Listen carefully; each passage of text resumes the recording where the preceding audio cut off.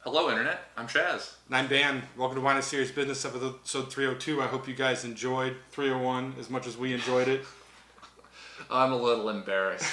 I think Jerusha said, "What are you gonna make me call you?" Sent me a text message after she watched it. Yeah, I'm like, oh man, rough. Was that before you had seen it or after you had seen it? I hadn't seen it yet. I think I was waking up that day and she had already seen it, and I was like, oh boy.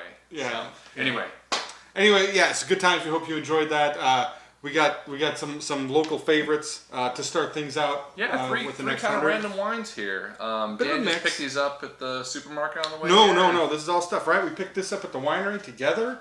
Oh, right? Yes, we did. I picked this up at Storyteller. I saw it on the shelf. 2010 was one of the best rosés I've had in my life.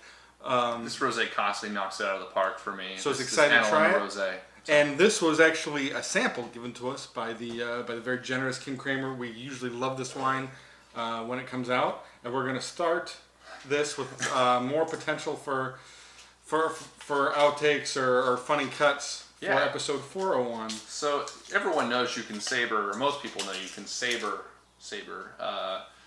sparkling wine. So I've heard you can do it with a kitchen knife. So I'm going to try.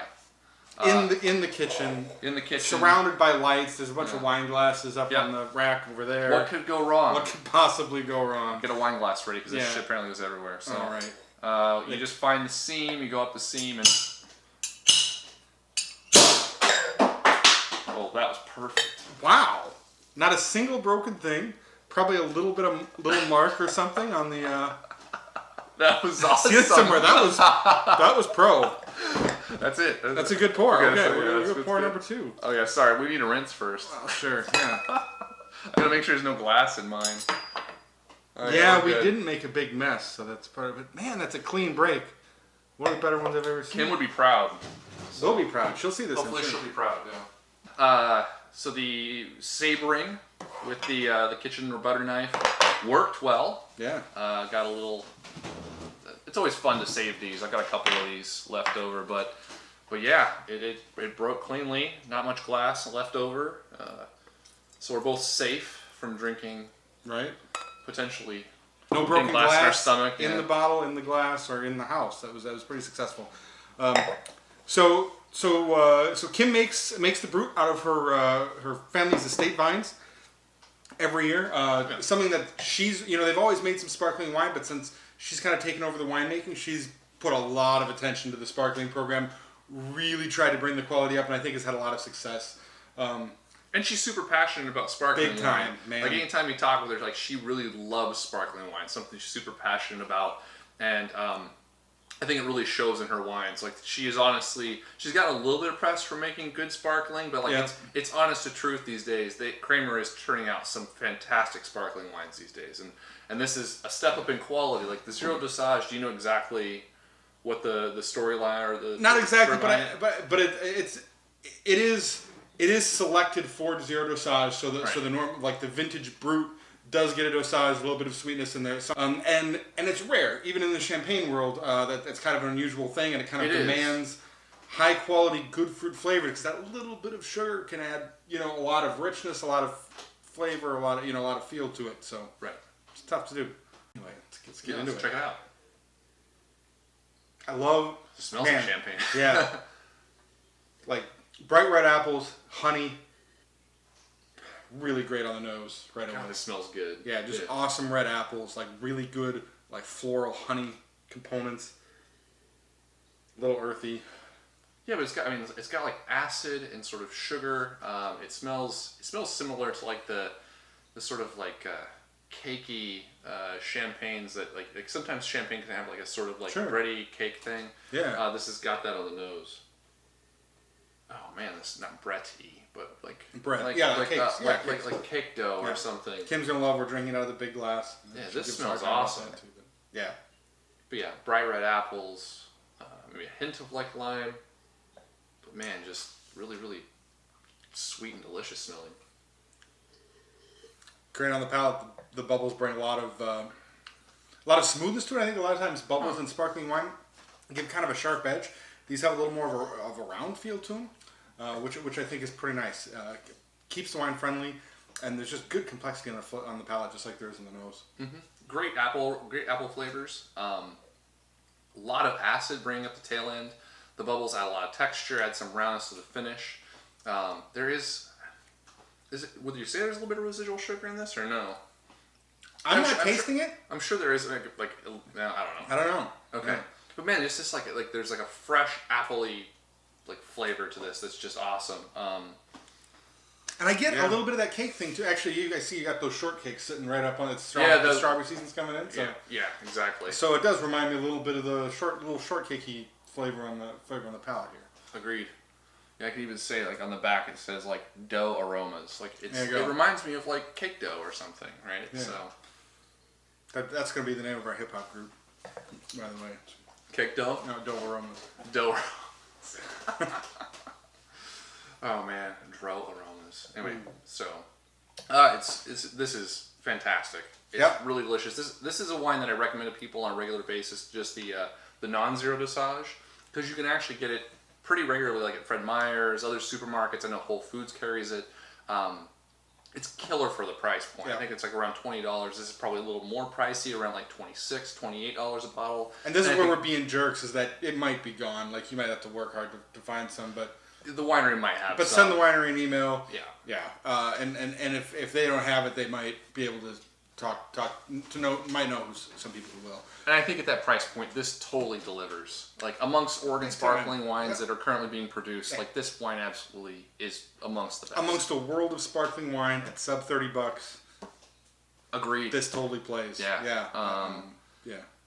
We need to do that sometime, like do an Oregon sparkling show. It's been a while. Big one, yeah. It's been a while. Yeah, we should get into that. But this is wonderful. Are we scoring wines these days, or no? We're not scoring wines. I don't know. I'm not anymore. Okay. Yeah, but this is exceptional. Yeah. So I would say that. So. Yeah.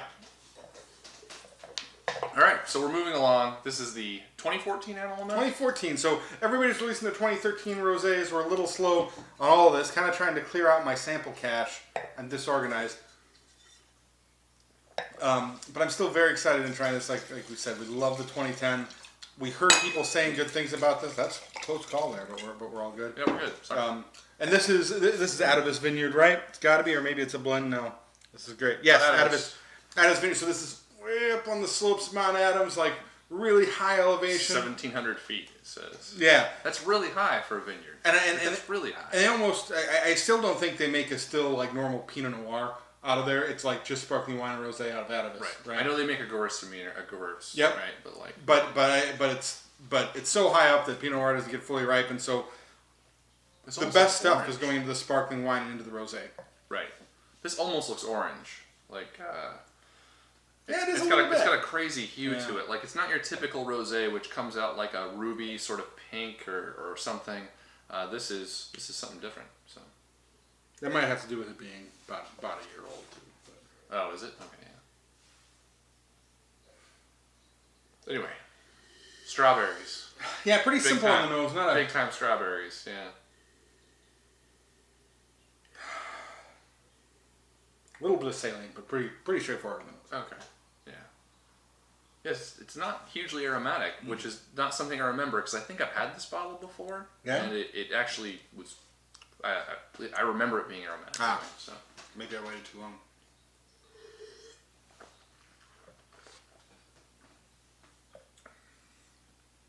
Man, it's still got that great texture.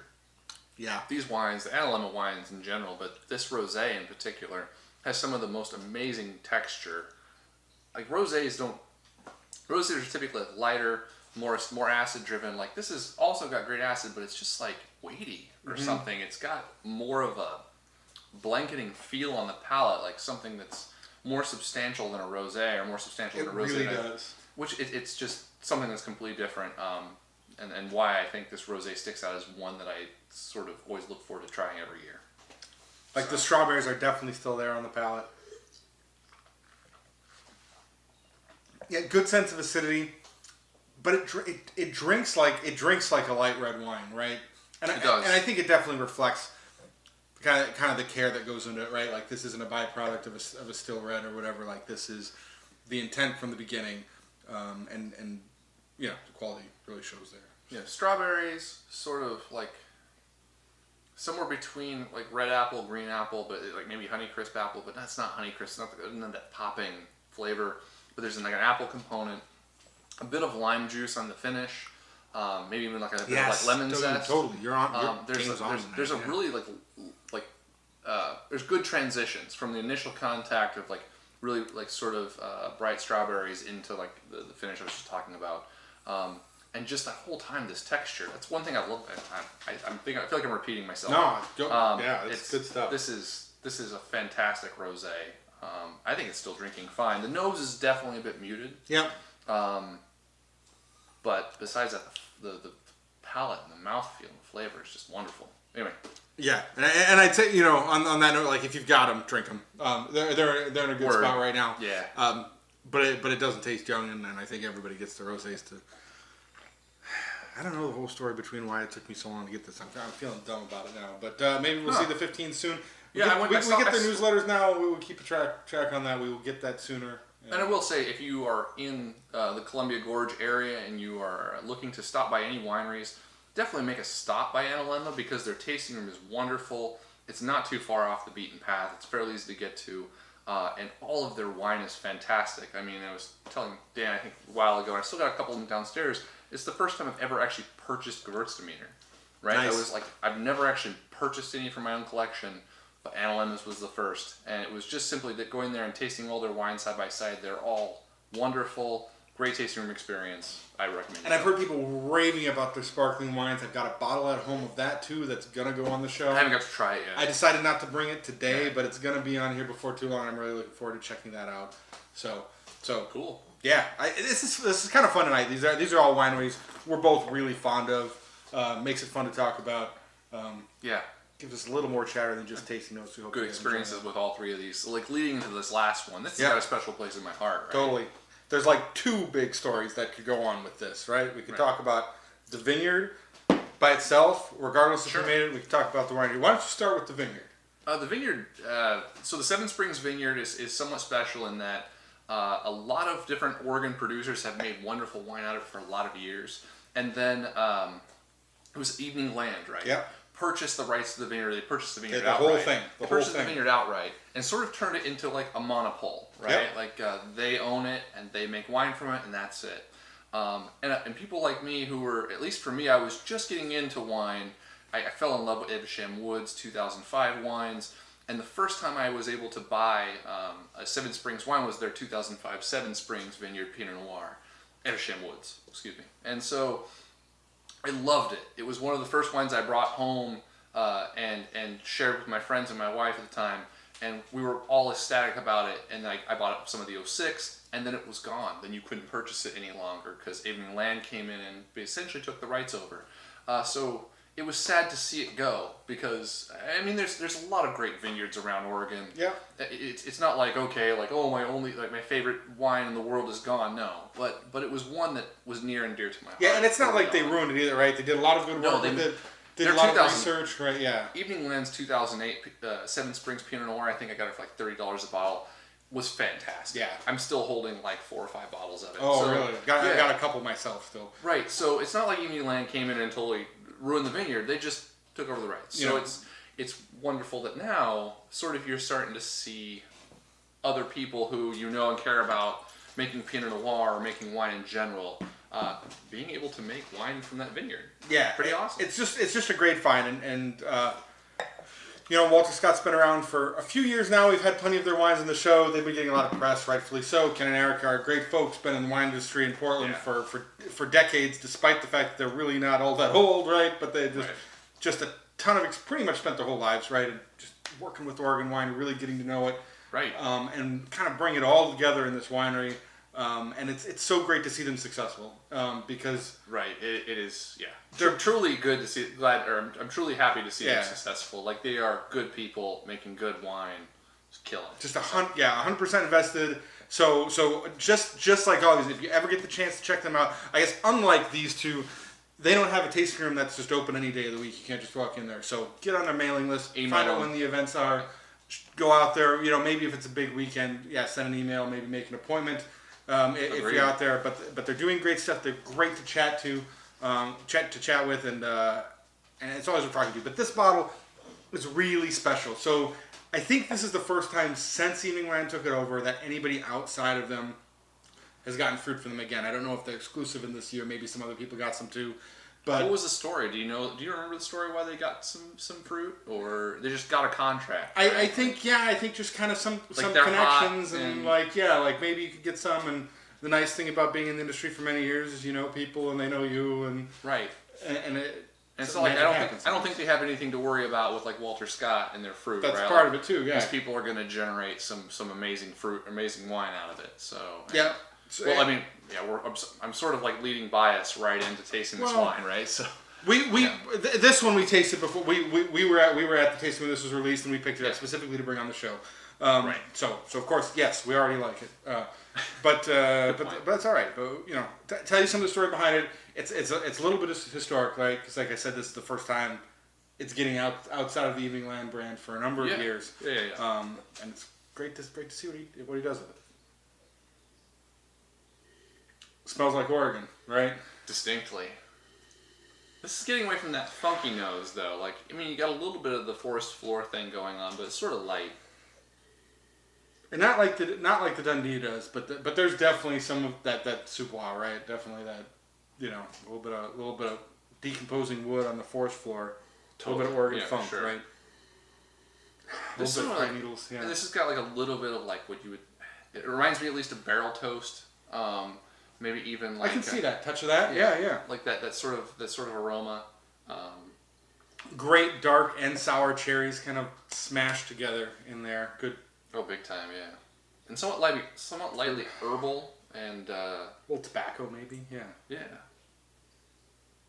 Killer Great nose though. Yeah, really engaging right out of the gate. Yeah, just you know. It smells wonderful.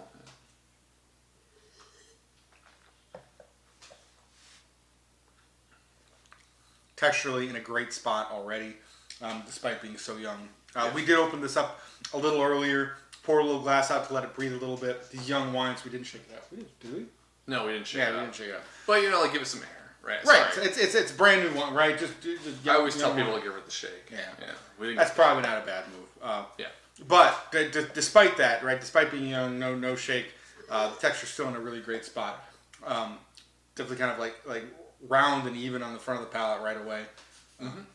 Yeah, I mean it's texturally, like Dan was saying, absolutely wonderful.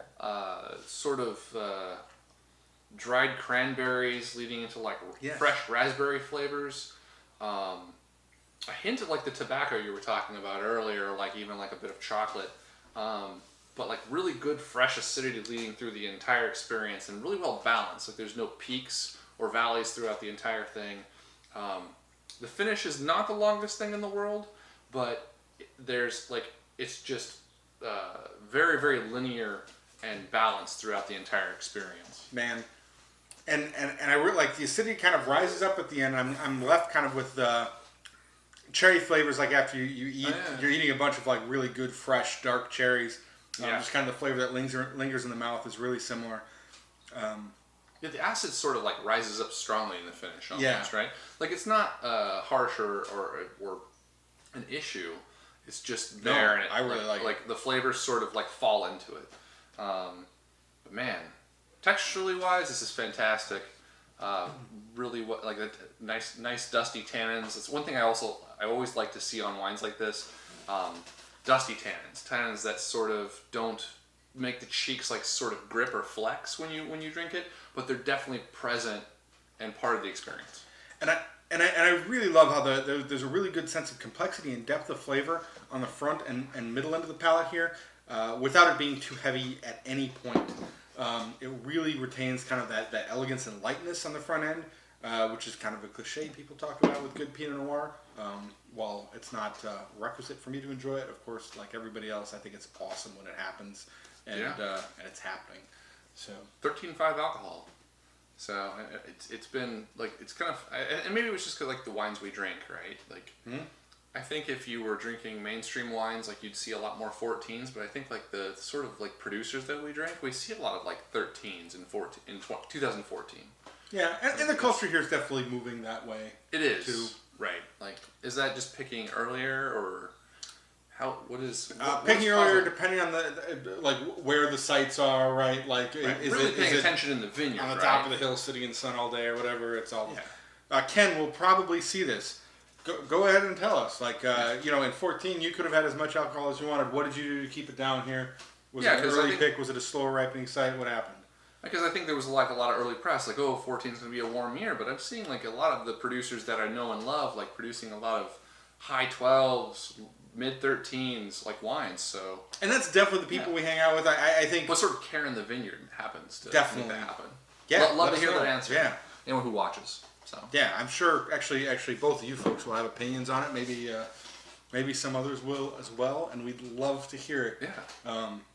And that's what makes our show better than just two idiots talking about what they think about wine, right? When people from the community chime in, that's expert knowledge that nobody in the world's got. So dude, I'm still learning. Bring it on. This entire time. Like, I'm not an expert. That's the thing I love about wine, is that literally every year it's different. Like, it's constant learning. It doesn't get old, I like man. it. It's still fun. We've been doing it for 5 years. So. We're going to be 6 years in June. Hard to wrap the head around. Some of you have been with us that entire time. That's pretty great. Thanks for watching. Yeah. No question. We don't have a question of the day anymore either. Jeez, you're spilling all the beans. We were like, we're not going to talk about this. We're just going to not do that. and Chaz talked about both of them right away. But wine is serious business is trying to evolve, and there will be hopefully more interesting things coming in the future. It's going to be tough to keep up with a lineup like this. Really, it's been feeling like Friday all day, and I wish it was Friday now because I could just stay here and drink for the next 2 hours. Agreed. Well, just tell us what wines you've been drinking. What wines you've been drinking lately. That's all I want to know. Yeah. That's all I want to know.